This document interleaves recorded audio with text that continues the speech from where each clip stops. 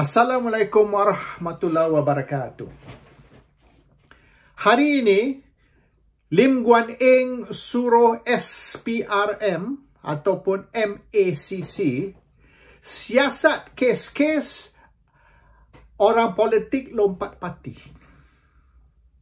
Ini bermaknanya Tun Dr. Mahathir Mohamad perlu disiasat. Oleh kerana Tun Dr. Mahathir Mohamad keluar dari UMNO, letak jawatan dan buka parti baru. Parti Pribumi. Dan selepas itu, Mahathir keluar sekali lagi, buka parti baru, iaitu Parti Pejuang. Sama juga dengan beberapa pemimpin-pemimpin lain. Seperti Mat Sabu, Khalid Samad, dan beberapa lagi bekas pemimpin PAS yang telah keluar dari PAS dan telah menyertai Parti Amanah. Dan Parti Amanah ni ditubuhkan oleh DAP dan kewangannya disokong oleh DAP. Dan ini boleh dianggap sebagai satu kes rasuah. Sebab orang Amanah dibeli oleh DAP untuk keluar dari PAS dan buka parti baru. Sekiranya betul pihak SPRM nak siasat semua kes-kes yang melibatkan orang politik ataupun ahli parlimen ataupun wakil rakyat DUN yang keluar parti dan menyertai parti lain, maka mungkin 1000 kes perlu di jalan serentak.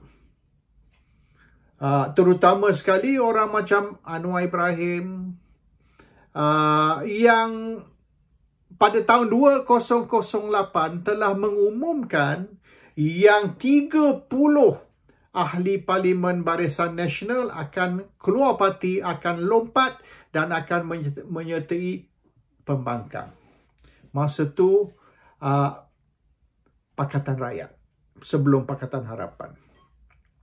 Jadi Pakatan pada tahun 2008 telah cuba membeli 30 ahli parlimen Barisan Nasional dan ini telah diumum dan sebanyak 600 juta ringgit. Ya, 600 juta ringgit telah diperuntukkan oleh John Soh.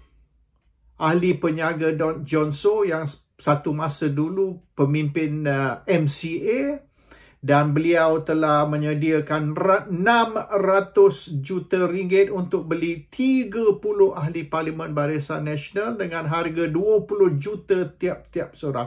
Dan Anwar telah umum yang ini akan berlaku pada 16 September 2008.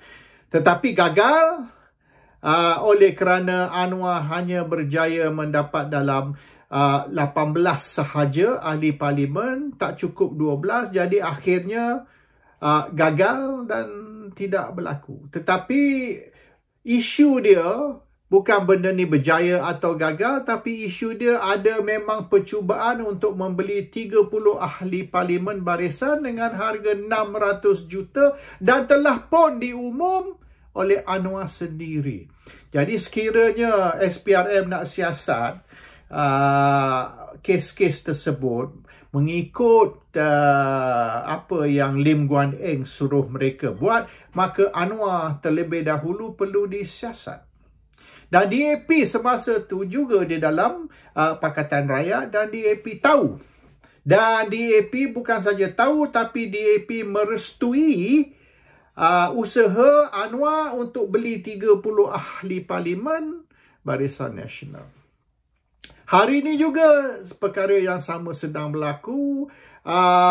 Anwar dan Presiden UMNO Ahmad Zahid Hamidi telah sedang dalam perundingan, telah pun membuat persetujuan bahawasanya beberapa ahli parlimen UMNO yang boleh dikatakan kluster anti Muhyiddin atau geng anti Muhyiddin akan keluar dari Perikatan Nasional dan akan masuk Pakatan Harapan. Jadi tak tahu berapa belas atau berapa puluh ahli parlimen dari UMNO yang akan keluar dari Perikatan masuk Pakatan, dan ini juga perlu disiasat oleh kerana sebab mereka lompat parti. Perlu kita tahu, adakah mereka dirasuah, mereka dibeli, seperti Lim Guan Eng berkata, dan mungkin mereka tidak sukarela dengan volunteer sahaja mereka keluar UMNO nak jatuhkan kerajaan dan nak bagi Anwar jadi Perdana Menteri. Sekiranya kluster mahkamah atau kluster anti Muhyiddin ni nak keluar UMNO supaya kerajaan boleh jatuh dan supaya Anwar boleh ambil alih sebagai Perdana Menteri, mestilah ada balasannya. Apa balasannya? Wang ringgit, perempuan, gugurkan kes mahkamah. Apa dia? Takkanlah mereka buat secara sukarela atau secara charity sahaja. Mesti ada balasan. Jadi Lim Guan Eng punya suruhan kepada SPRM ni saya sambut, dan saya rasa sekiranya betul lah mereka ni ikhlas, sincere, dan tidak ada udang sebalik batu, maka perlulah Anwar juga disiasat atas isu 16 September tahun 2008 dan juga disiasat sekarang tentang perbincangan di antara Anwar dan Zaid supaya beberapa ahli parlimen UMNO keluar parti, keluar Perikatan, masuk Pakatan supaya kerajaan boleh jatuh. Semua ni perlu juga disiasat. Tidaklah boleh selective prosecution. Maknanya hanya siasat apa? Seorang saja. Ini mungkin mereka nak tujukan kepada Menteri Dalam Negeri Hamzah Zainuddin, dan oleh kerana Lim Guan Eng ada sebut ekoran dari kenyataan bekas IGP, Ketua Polis Negara Hamid Bado, maka perlulah MACC ataupun SPRM siasat pendedahan Hamid Bado tentang orang yang lompat parti. Kalau betul lah nak siasat, kenalah siasat dari tahun 2008 hingga hari ini. Bukan satu kes, banyak kes. Dan kalau ini bukan maknanya semata-mata selective prosecution atau usaha untuk nak menjatuhkan kerajaan, maka ramailah yang perlu disiasat dan tindakan diambil selain dari Anwar, Mat Sabu, Khalid Samad dan ramai lagi, sebelumlah boleh nak buka fail untuk siasat Menteri Dalam Negeri Hamzah Zainuddin. This is the last case, the last file. Dan sebelum tu mungkin beratus lagi perlu fail dibuka dan siasatan dibuat dan tindakan diambil terhadap mungkin 100 orang kot. Assalamualaikum warahmatullahi wabarakatuh.